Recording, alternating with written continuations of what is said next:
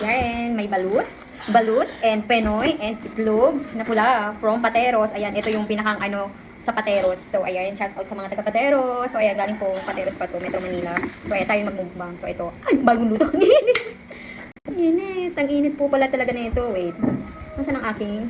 Dito tayo is may suka na may pipino and then may asin. So, ito yung sausawan natin. So, ito. So, anong unahin natin? Penoy or ano? So, ito, kasi ito daw, ang pagluluto pala nito, nilagay mo na sa lutuan. So, pagkakulo, di ba, kumulo na, so, doon ka magbibilang ng 20 minutes. So, ayun, 20 minutes. So, ayan, pagkakulo po ha, pagkakulo, doon sa ka pala magbibilang ng 20 minutes para siya ay luto na. Doon mo malalaman luto na. So, ito, ang balut.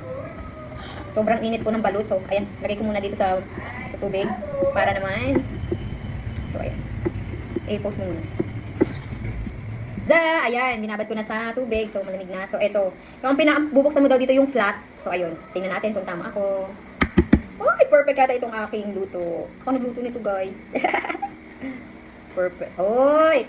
Oh, talagang masabaw. Itong masarap, masabaw. Sarap talaga pag ikaw mismo yung nagluto, bagong luto. Tapos, masabaw pa. Mag-asin-asin tayo. Sarap. So, ito po yun. Oh, ang sarap niya. So, kailangan natin ng suka. Ayan. Ayan, nakain na. Ayan, ang laki ng kanyang kulay dilaw.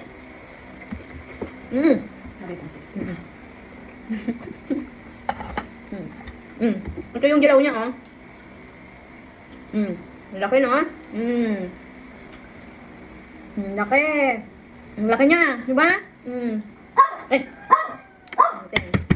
Natin. Tapos yung pagka, ano niya, malinamnam.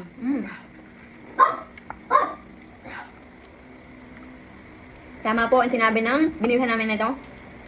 Doon ka pala magbibilang. Pagkakulo, 20 minutes.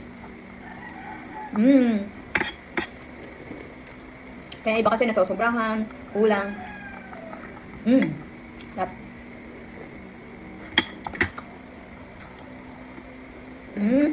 Sarap.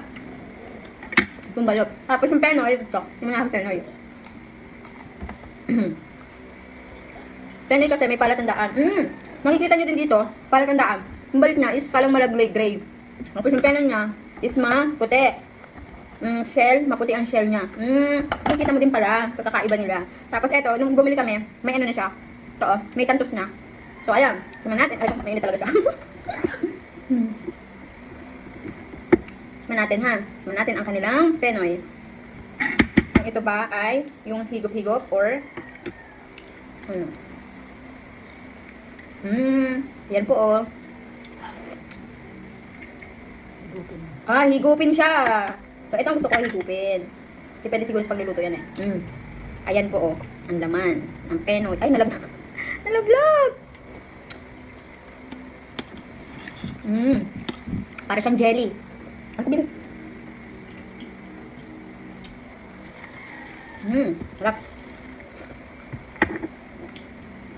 Sarap pag bagong luto na ikaw magluluto. So, ayun. Ang dami nito. 10 penoy, 10 balut. Talagang totoo. Tapos, itong itlog na maalap. Siksik talaga yung kanyang laman. Tapos, sobrang laki ng kanyang kulay dilaw. Tapos, malambot siya. Yung ganun. Sarap niyang kain-kainin. Kasi diba yung iba matigas, tapos maliit lang yung laman niya, yung kulay yellow. So ito, maganda. So hindi ko muna kakainin yan kasi mag-ano tayo eh. So ayun lang for today's video, balut and penoy.